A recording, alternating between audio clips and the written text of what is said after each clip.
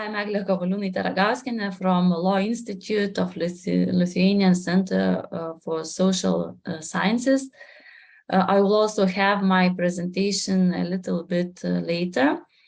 But now let's move to the second panel, which is dedicated to legal and societal challenges of FRT. So we will cover topics of privacy issues, transparency, discrimination, challenges to political protests brought by use of FRT, and also usage of FRT in war situations. Okay, not wasting time, I would like to invite again Rita with her first presentation in this panel, which is called In Search of Transparent and Explainable FRT. I will introduce Rita shortly. So she is senior lecturer at Macquarie Law School, Macquarie University, and a senior associated researcher at the Lithuanian Center for Social Sciences. So we've been colleagues for a long time already. She is an international expert in intellectual property and technology law, with her most recent research focusing on legal and governance issues surrounding the use of artificial intelligence technologies. So Rita, floor is yours.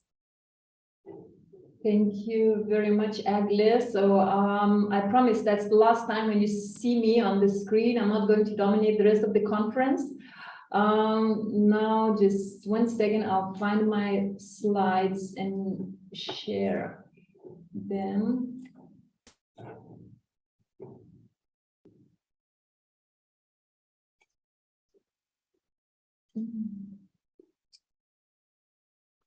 Apologies, I'm trying to. I'm not sure why it's not working. You can see my slides, can't you?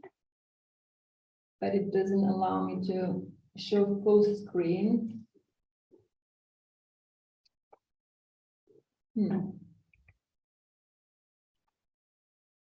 My screen seems to have frozen, so I'll just stop sharing and try to share again because the slides are not moving. My apologies for technical issues. I shouldn't have them.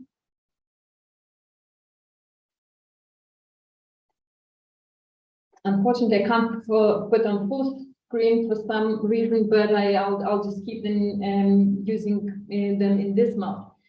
So I'm really delighted to start our kind of second panel discussion, where we now focus on different legal aspects surrounding to face recognition technology, and I'll start talking about one of them. So there will be people talking about privacy, discrimination, bias, and the effect of face recognition technology on let's say certain human rights.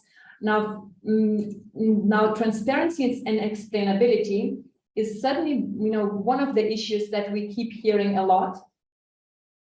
I'm very sorry, I don't know why my slides are not moving.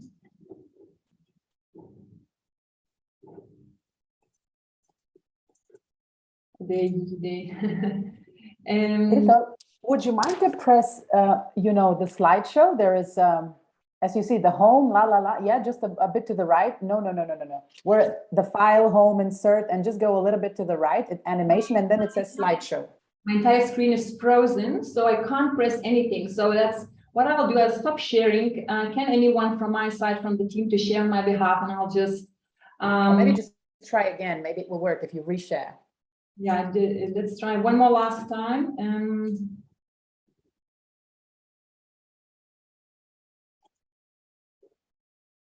Still, my entire screen is frozen for some reason, and I can't create it. I'll just stop sharing, and I'll ask my team then to take the slides from the folder we have and share on my behalf. And I will talk to them. Deimante?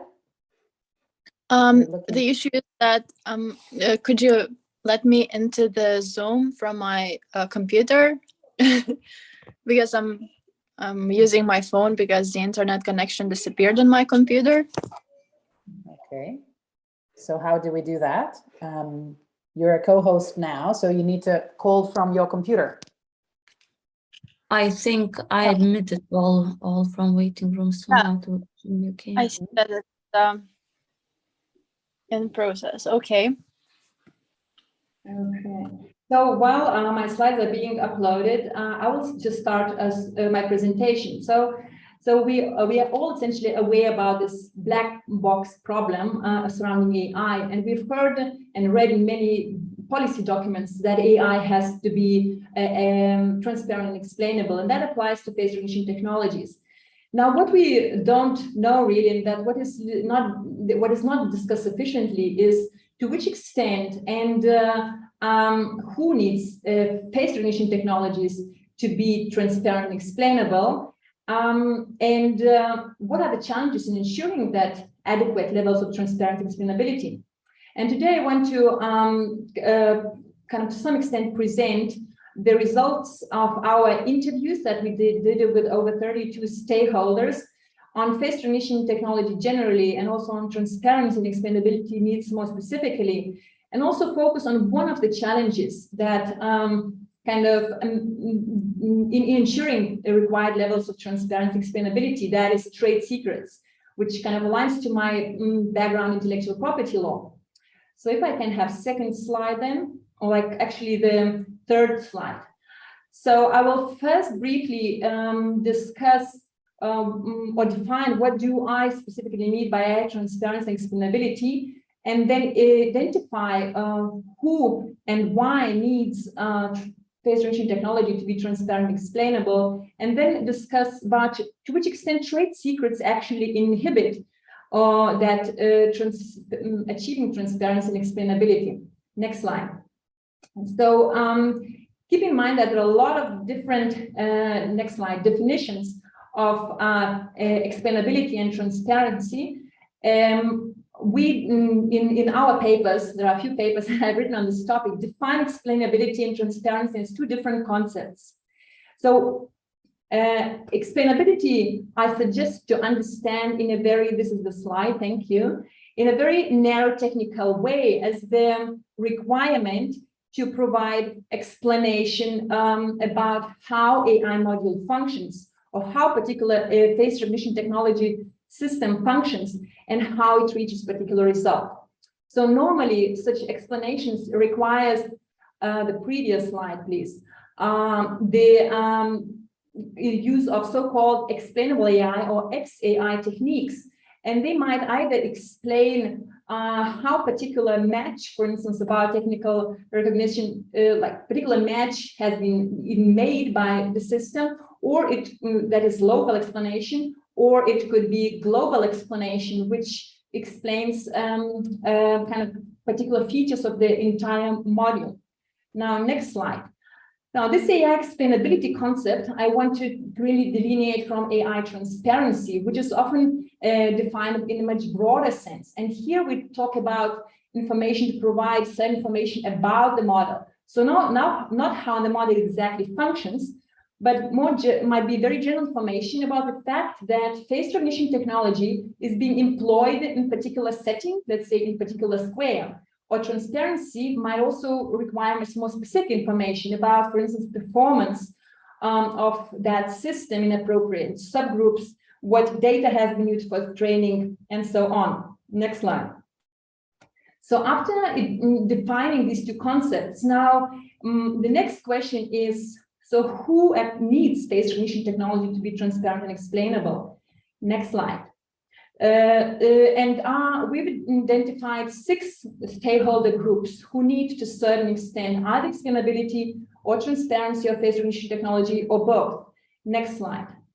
So as far as explainability is concerned, actually technical explainability is demanded only by few stakeholders. Certification and auditing bodies whose goal is to assess the quality of technology, as well as public interest organizations, such as researchers or NGOs with expertise knowledge in AI, might want to rely on certain explainable AI techniques to try to understand errors or bias underlying particular models. However, the problem with that is that XAI techniques themselves are currently not fully reliable. They do not have any quality guarantees and may simply provide explanations that are not accurate or correct.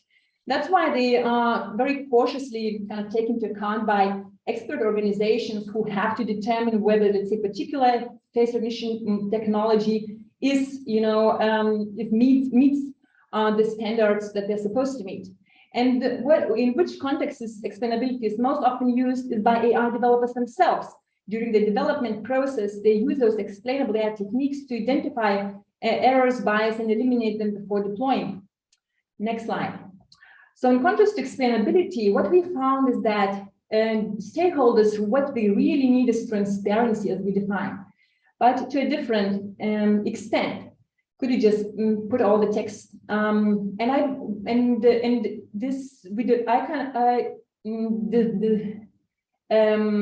Categorize different stakeholders into 3 groups depending on the amount of transparency they need, or amount of information they need.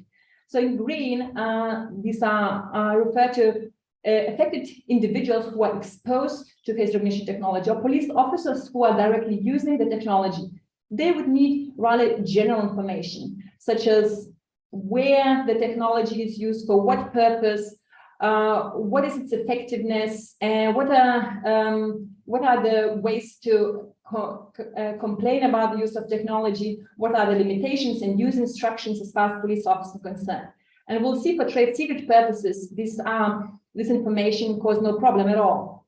Now, the highest level of information is needed by court, like court certification and auditing bodies, court experts in, let's say, proceedings where we need to determine whether particular face recognition technology is of high quality, and possibly by public interest organizations if they are experts in the field. And these types of organizations, they would need information, very detailed technical information about face recognition technologies in order to examine their quality. And that could be algorithmic parameters, training data processes, methods, and validation data and processes, entire testing data information and outcomes.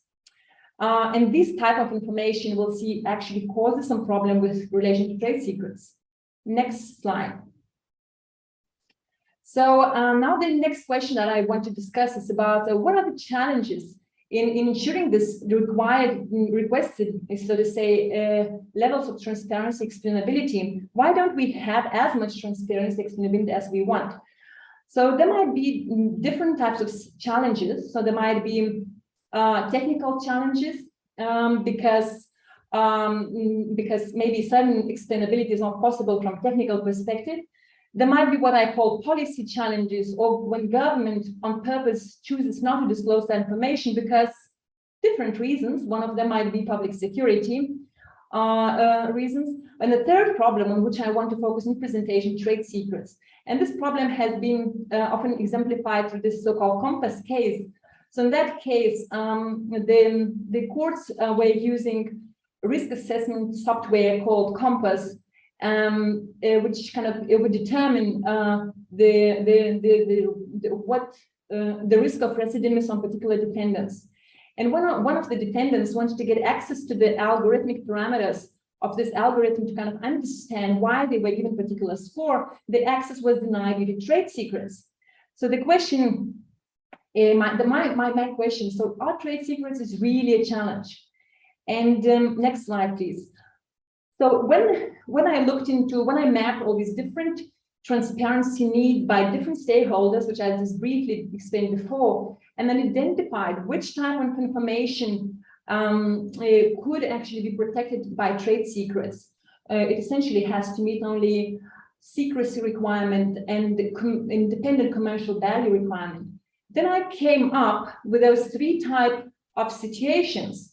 So I saw that only in one situation, there is an actual conflict, and in 2 other situations, there is not really a conflict between the transparency need of stakeholders and trade secret protection. So these are, for instance, when affected individual or police officers want certain information about face recognition technology, that information is so general and it's generally open already to public, not secret. So it wouldn't meet trade secret protection requirements, and there's no conflict with trade secrets. Now, in nominal conflict situations, which I call kind of nominal conflict situations, we talk about, let's say, certification and auditing bodies that we know need very specific information about modules like which is generally protected by trade secret, such as algorithmic parameters, training, validation, testing data. All of this considered of high commercial value and are treated as trade secrets by AI developers. However, the conflict is only nominal because under the existing rules, certification bodies are kind of required to provide that information, but they to be provided that information for assessment purposes. But at the same time, they have a duty not to disclose it to public or to competitors or to anyone. So this conflict kind of is resolved under existing rule. Similar situation applies to information that court experts need to access when they need to provide their court opinion to the court about the reliability of technologies that are in focus in court proceedings. Now, the actual conflicts that are of more biggest concern is actually the transparency need of police authorities who might need quite detailed information about face recognition technology they want to purchase, and especially after they purchase it, and after they often discover that they don't have sufficient information that they need to provide to public members, let's say, they cannot get access to that information due to trade secrets. And even more so, public interest organizations, which are researchers and NGOs that want to examine the quality of, let's say, face recognition technologies applied by used by police officers, they can't get access to all this technical information relevant for examination because of trade secrets. Next slide, please. So now my last almost slide is the next question is this conflict between transparency needs of certain stakeholders, such as public interest organizations, and trade secret interests that are held by AI developers, can it currently be addressed under the existing legal framework? So if we look in common law jurisdictions that apply breach of confidentiality doctrine to protect trade secrets, the courts have developed so-called public interest defense. After analyzing the different cases that determine the scope of this defense, identified at least two most significant issues with this defense that essentially show that under current trade secret law, there is no way how transparency needs could be by those stakeholders could be satisfied. So the one problem is that public interest defense scope, the scope of it is very unclear in jurisdictions, and often it's very limited. In Australia, for instance, the defendants who try to rely on this defense and who essentially what that defense means in the first place. So essentially defendants who disclose particular confidential information, under this defense, they could argue that the release of that information was for the public interest, and that's why it should be allowed and no breach of confidence could be found. So the courts in Australia, for instance, have interpreted it in a very narrow way, essentially allowing the release of confidential information only if it is information about crime, fraud, or other similar activity of similar significance. And certainly, if the information, let's say, about face recognition technology, its parameters, training data, and so on is released for the purpose just to assess it, whether it's of sufficient quality, that would not qualify in the defense. The other, and I think more significant, of course, limitation in this defense does not create any direct right to require for information. So let's say public interest organizations, if the information has not been released by somebody, for instance, internally from the AI developer by somebody, the trade secret law provides them no cause of action to request for that information to satisfy their transparency needs. Next and final slide, just to wrap up, and the next slide, and just please put all the text on the slide. So to conclude, so the core value, one slide back, the core value in this debate is not so much explainability, but what I'd say is transparency. And suddenly different stakeholders have different transparency needs with face recognition technology. And while trade secrets pose kind of some obstacles in ensuring some transparency needs, it does not interfere of transparency needs of other stakeholders, such as, let's say, individuals affected by technology, by law enforcement officials who are using technology, and so on. Now, in those situations when there is an actual conflict, I've examined, I've found that current trade secret law are inadequate in balancing the competing interests, and we need to look into possible solutions, how that could help address those transparency needs, especially by public interest organizations that haven't been met so far. That's all. Thank you very much. And I'll be happy to answer any questions at the end of the session. Thank you, Rita. You were almost in time. Yeah, it's always interesting to listen, and yeah, I never want to interrupt, especially when it is interesting.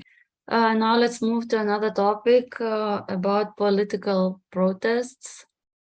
And I would like to invite Monica Žalnieriūtė, who will have presentation about the FRT and public space surveillance issues. Actually, when we were doing interviews for the project, which was mentioned before, one of biggest concerns which was addressed and highlighted was how using FRT, democratic societies may become step by step not so very democratic. So yeah, just waiting for Monica's comments, and the floor is yours, Monica. Hello everyone. I'm not sure, can you hear me? Yes. Yes, okay, great. So thank you very much, Agla, for this. I thought, given that we already had quite a few presentations and people might be getting a little bit tired, so I thought I'll try to make my presentation entertaining with a lot of visual material that hopefully will be pleasant, and feel free to borrow from it if you like for your future work, and I'll hope you enjoy it. So let me start with this. And thank you very much to the previous panelists, whom I can now simply cross-reference, and I don't have to go and explain, all the detail that I'm trying to discuss and make a point. So let me start with this beautiful work of art, which is called Surveillance City.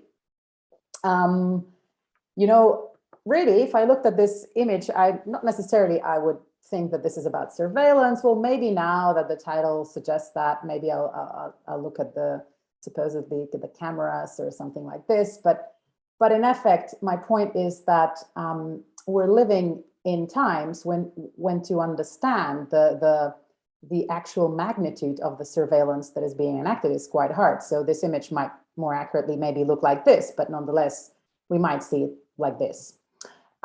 So facial recognition is really used increasingly in so many different areas, like our keynote speakers and other panelists have highlighted. So here I want to make a point that it's, for example, used in tax collection and welfare distribution in many countries around the world. That's why the dollar face, So yeah, collecting taxes, for example, is one of the latest gigs where you have to create an account and use facial recognition to log in to pay or get a refund for your taxes. Of course, it's being used by police together with the body-worn cameras, or at the airports. So various images like this. And I will not go on explaining what is facial recognition tech, because we're at this kind of conference here. But in short, what we've been talking about a lot today, where the law enforcement is trying to match the images, perhaps this would be the visualization to capture that kind of procedure, where we have a database of a lot of images and pictures of various people, usually those who encountered police in one way or another. And there is a person that checks the match. Well, supposedly there is a person who checks the match. So because I want to talk a little bit about public space surveillance as opposed to commercial individual use of facial recognition technologies, I think this is fascinating to know an interesting fact that, for example, it took only 7 minutes in a big Chinese city to identify a BBC reporter. That was done as an experiment to, of course, demonstrate the power of Chinese government and Communist Party, and, you know, just sort of being very proud about the capabilities of the technological infrastructure. But this is how long it took, and the city is typically not disclosed, but I would assume that it's not a small European or Australian town. So I would assume it had quite a few million residents at least. So, and it took only 7 minutes to find this person. So, and I think that's fascinating. I'll discuss in a minute what it might do to our ability to go and protest and associate freely to trying to change the status quo. So what's the problem? And you see, the cameras are moving. This is really the next level, you know, of PowerPoint. This is PowerPoint. I'm not using anything fancy. So, but I think this is fancy. Okay, so the problem is that, of course, the cameras are, the CCTV cameras are combined with the facial recognition technologies and increasingly used in public spaces. Of course, our images can be collected from a distance without the knowledge. And the main point that I'm trying to make or research and develop an argument that it really changes the balance of power between the state and the people, of course. There is no resources needed. We don't need so many law enforcement officers. We don't need so many members of the police to identify individuals. It's just much easier. Similar to what we had previously with a CCTV, but except, of course, this is next level.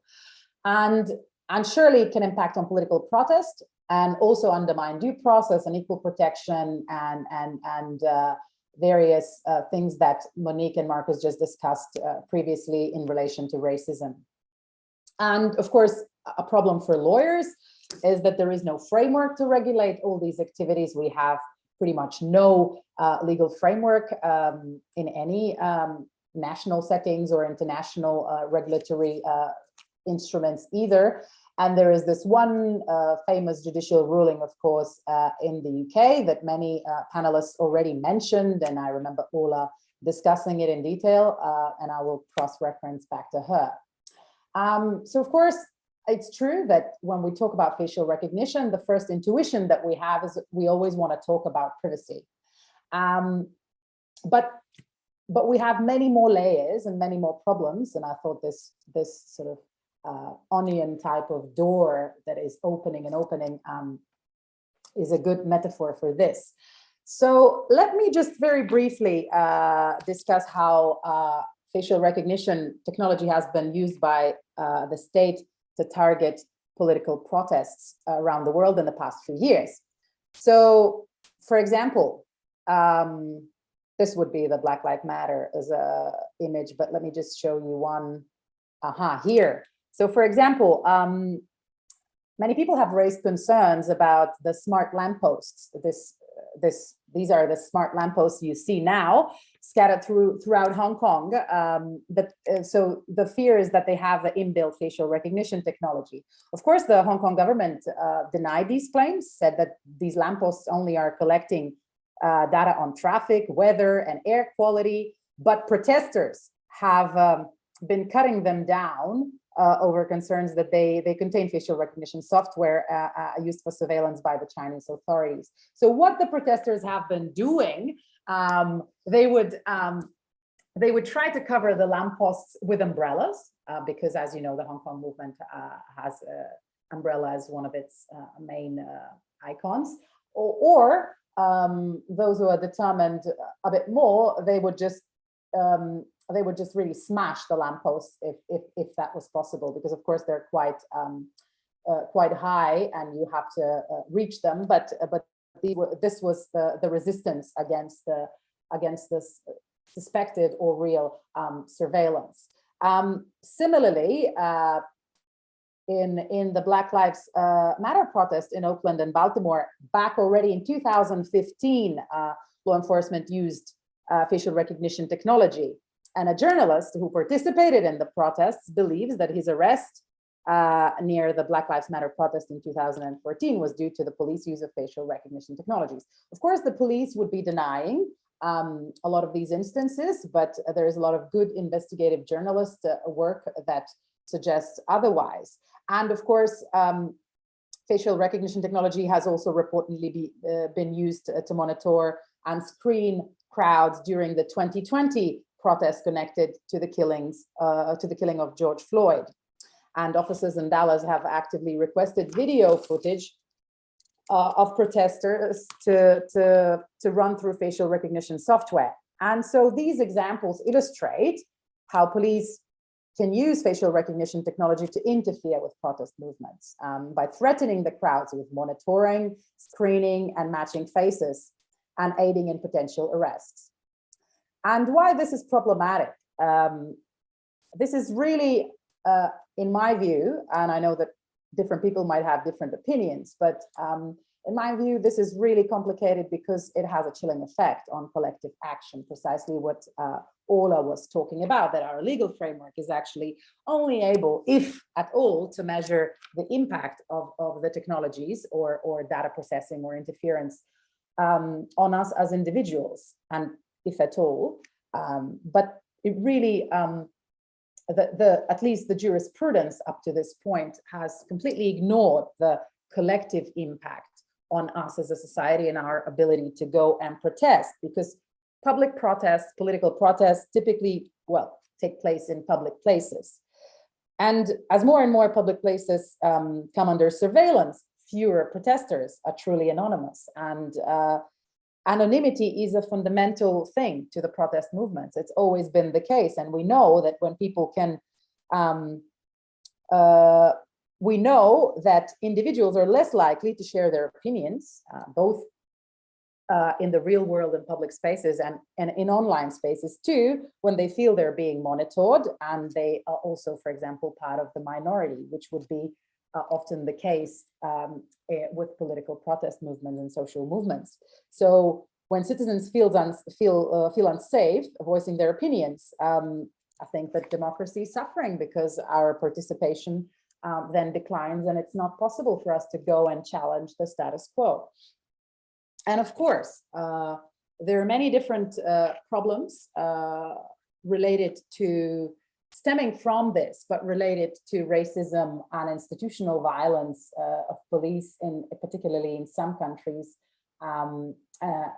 that also I think some of the previous panelists have mentioned. By the way, this image is protesters in Hong Kong as well, using lasers to disrupt the facial recognition cameras, because there has been some research floating around suggesting that lasers can interfere with the camera's functioning. So protesters have been using them actively, and it looks quite beautiful, I think.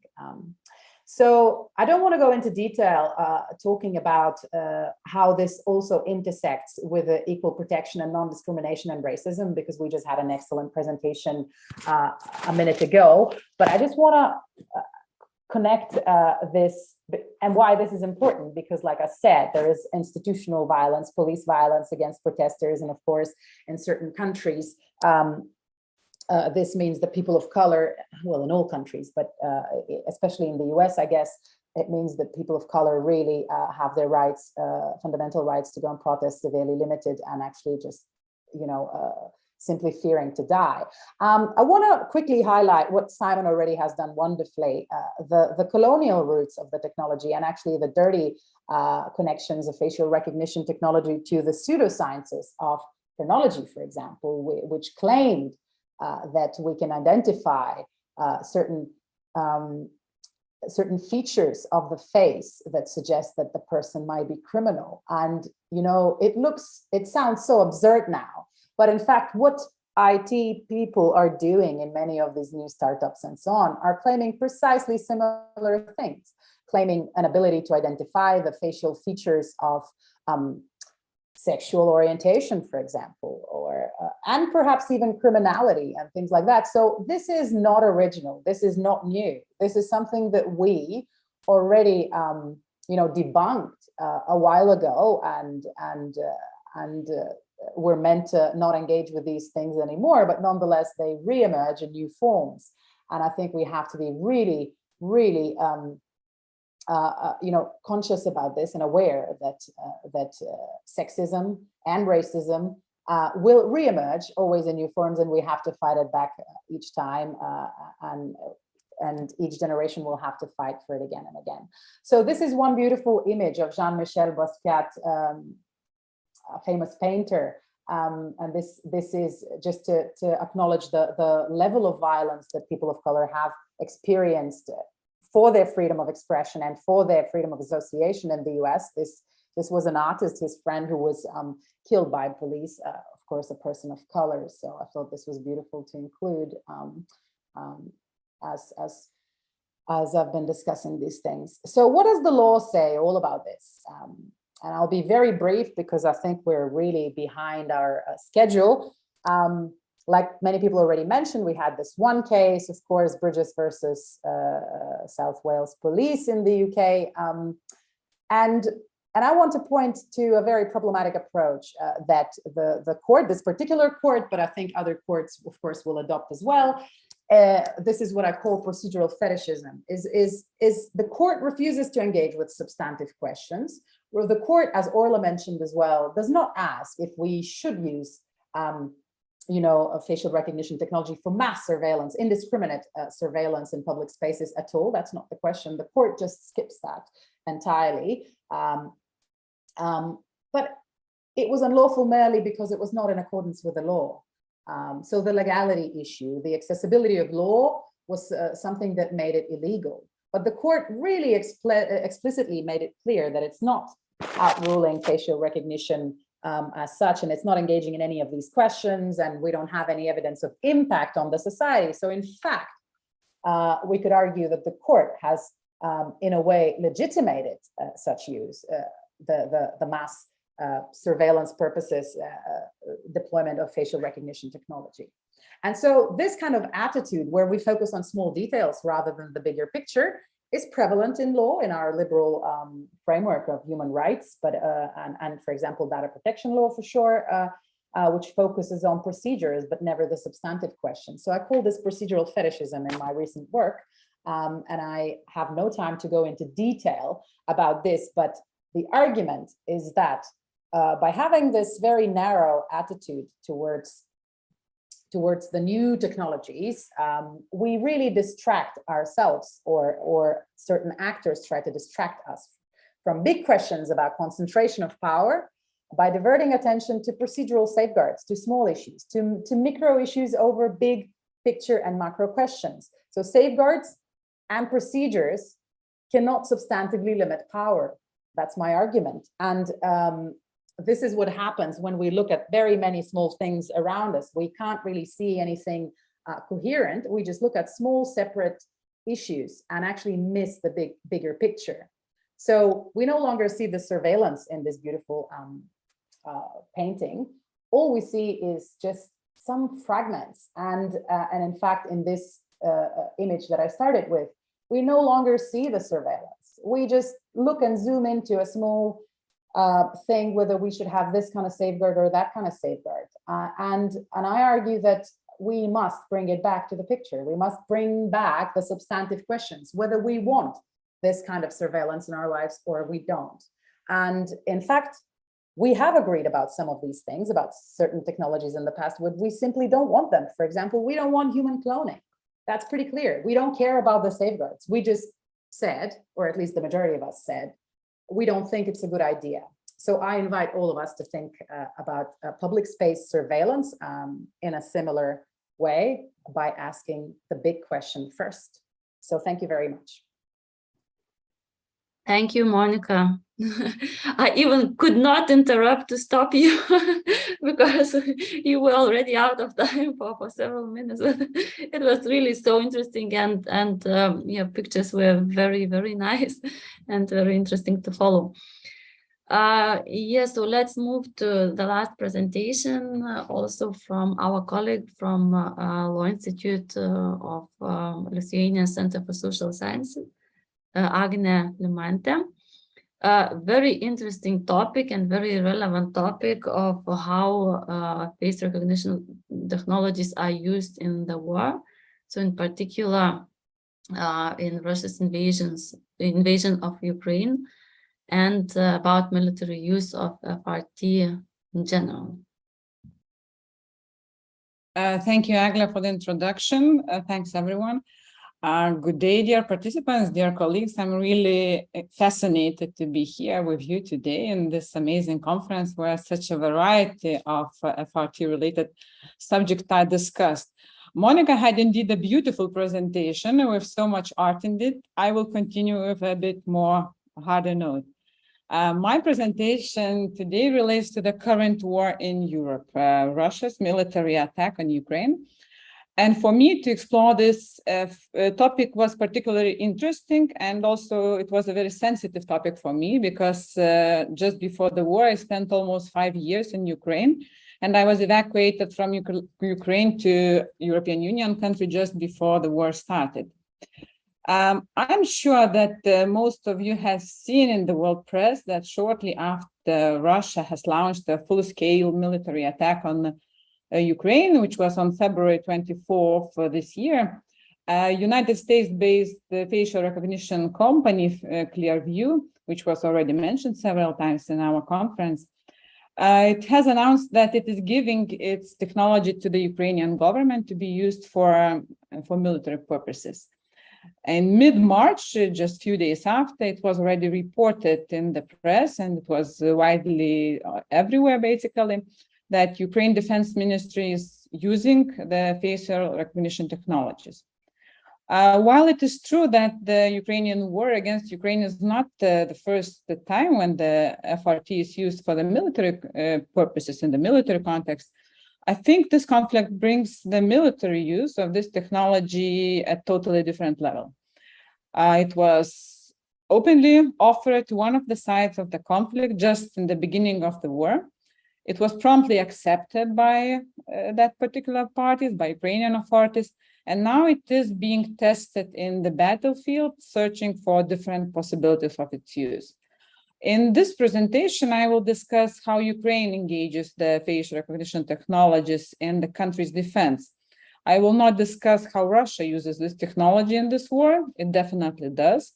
It would be more a topic maybe of Monica, who had just talked before, because it mainly uses now for stopping anti-war protests, but of course, the way beyond that. So let me say also by saying, I'll come back to my slide, that when Ukraine started using this technology, it was the first days of the war. What we are discussing now is that how to regulate the technology, where to use it properly, which means are not proper, and so on. For Ukraine, there was no time to elaborate any scientific discussions. There was no time for learning or training. And the FRT was put directly into the battlefield, applying basically creative thinking and try and error approach.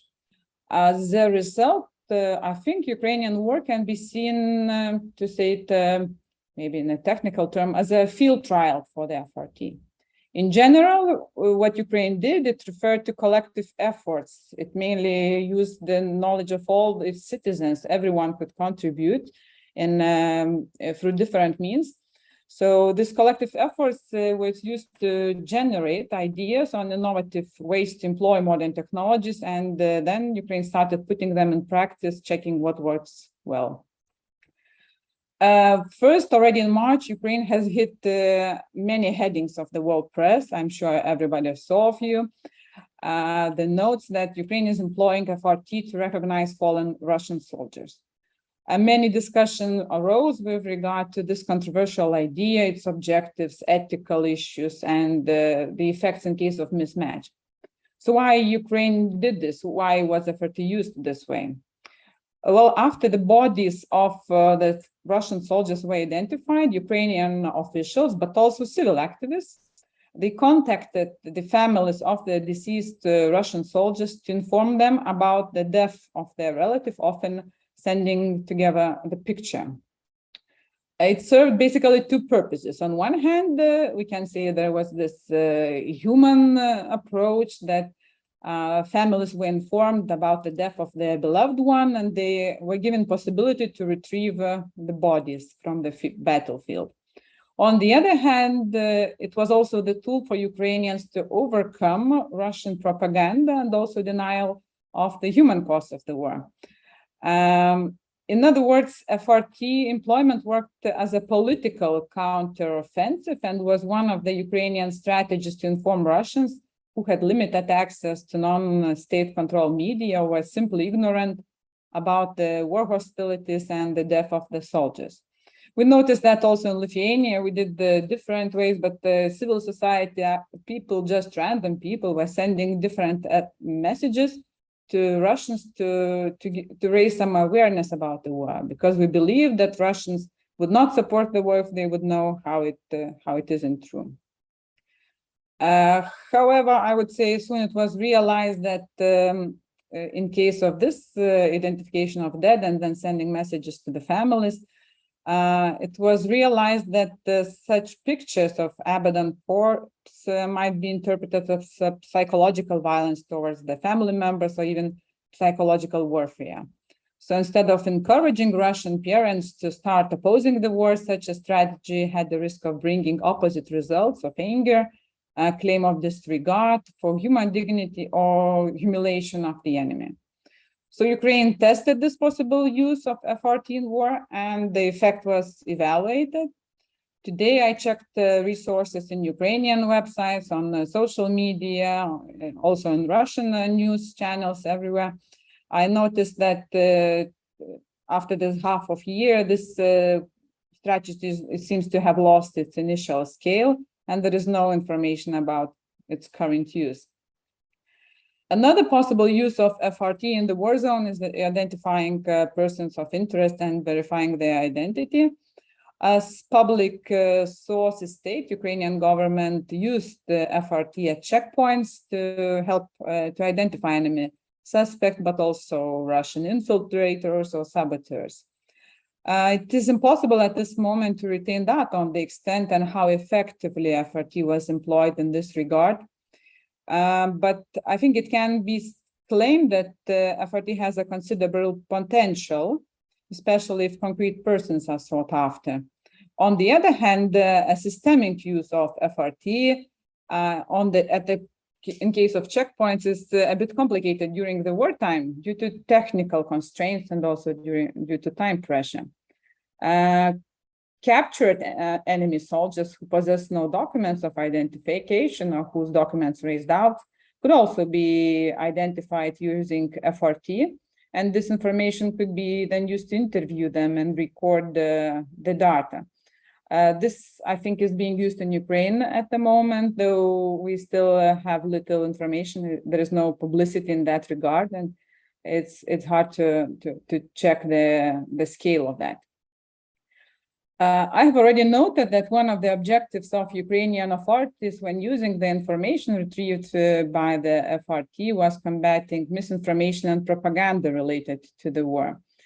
In Ukraine, the information which is published in Russia, the information which is published by Ukraine or by Western countries on, for instance, dead or captured Russian soldiers, as well as on the war atrocities committed by Russian soldiers, is usually dealt with a very simple strategy to deny the information, to raise doubts about the truthfulness, claiming that it is fake, and then to blame the other side. This is the typical what you could see, which relates to any new in the European countries, and then how it's approached in Russian channels. So the commentators often claim that the faces are not Russian soldiers, that the situation is staged, or that actors are being involved. Well, in fact, during the wartime, this falsified information could be coming from both sides. FRT, however, allows to double check the information to see whether we are dealing with fake information or not. At least to some extent, there is a possibility to check. What you see in my slide, the second picture, is about the ship Moskva, which sank. And after the ship sank, Russian authorities held a ceremony to welcome the soldiers who survived. They gave some honors to those soldiers. To double check if it's true information coming from Russia, Bellingcat ran this face identification, and it was indeed found out that in this case, the people who were there featured as soldiers, Russian soldiers, were in fact the sailors of that district. So probably the information was true. So this is one of the example how it's used in reality. Another possible use of FRT is the investigation of war crimes. Ukraine acknowledges that it uses face recognition to identify soldiers that are suspected of war crimes or caught on camera looting Ukrainian homes. Several times the media already reported successful recognition of soldiers who committed crimes. In the first picture on my slide, you see that the Ukrainian governmental official is posting a picture of the Russian who is identified after looting the Ukrainian homes and then sending the things he stole to his dear wife back to Russia. In the second, again, you see a picture, the person who was identified using facial recognition technology. And what you also see that his social media pictures were used, and you see them all both together. I believe that there is no doubt that the face recognition technologies produced data will be used in later on when the war crimes will be investigated, both at national and international level.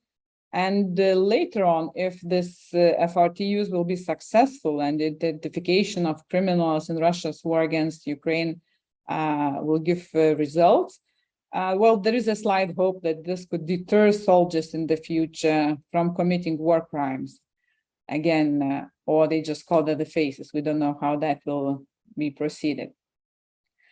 Let's now turn to the other issue, that is the concerns associated with the use of FRT in the wartime. There is no doubt that this technology gives a lot of advantages to both sides of the conflict. However, there are a number of concerns associated with that, and let me mention just a few of them. So, first of all, one of the significant risks linked to the use of FRT is false identification. FRT might produce inaccurate results. We have discussed this in this conference already. However, this might be forgotten in the wartime stress and considering the limited training of the personnel who are using it in the war situation. As the recognition of the dead soldiers, poor image quality, poor lighting, changes in faces after death, and injuries could lead to false positive or false negatives. It was identified already that often when we see this accuracy rates of the FRT, we are talking about this ideal situation, the perfect setting. This is what you probably never have in the time of war. So false positive recognition of a dead soldier might, of course, cause distress to his family, something that should be avoided. On the other hand, logically, in the current time, family usually has certain possibility to contact their son in the war zone and to verify this information. More problematic, however, would be a mismatch by facial recognition performed on the live persons when identifying the enemy. This could lead to eventual prosecution or even killing of a wrongfully identified person. The FRT, thus, in no case should become a single tool to define the fate of the person, as the technical mistake could have a fatal outcomes then. 1 minute, yes? Okay, I'm way behind the schedule. Misuse of FRT is another risk. War zone allows really uncontrolled proliferation of face recognition technologies, and deployment of FRT in the battlefield proves that it can be used effectively to identify soldiers. Then later on, this might lead that this technology will be incorporated in other systems, including, for example, lethal force. So what we have as two possible problems is that the FRT intended for one purpose will be used for another one, and might become a very strong tool and lethal tool. Another risk is unauthorized use, the access to the technology, who will use it and how will use it. Again, in the wartime, it's much harder to control. The last concern I would like to mention is the continued effect after the war. Once we get used to the technologies, it's very hard to get rid of them. This phenomenon we also see in Ukraine. Now we see that they're installing more and more cameras in the country. It is likely that these technologies will also be then used after the war. Another issue, how do we deal with the newly collected data? No surprise that the Clearview database will be considerably enriched with the pictures which were collected during the war of dead soldiers, but also of those people who are alive, who were crossing the borders, who were crossing the checkpoints, and who, of course, in no way gave their consent to collect their biometrical data. So let me just finalize my presentation by saying that any war is a tragedy for human society, but also it is a step in further development of technologies. And the conflict in Ukraine presents actually a coming age for a number of advanced technologies, including the face recognition technologies. We can observe that Ukraine is employing FRT for various purposes, exploring the possibilities of this instrument, as well as the reaction of the enemy side and the wide international community. Over the war, will collect an incredible amount of data of the approaches to FRT and its military use. From the perspective of FRT companies, it's also a very positive contribution, I would say, because it yields very valuable data. At the same time, it gives visibility and even advertisement for FRT companies. I would say that companies whose products were deployed in this conflict, both in Ukraine and in Russia, have a very high chance to become defense contractors all over the world. But in any case, there is no turning point at this regard. While we can argue that there are a lot of risks bringing FRT to war and it's dangerous and should be avoided, it would be naive to believe that this will not happen. Can we control it? Can we somehow limit it? It's a question that it's left for us for the future. Thank you, everyone. I'm happy to discuss should you have any questions.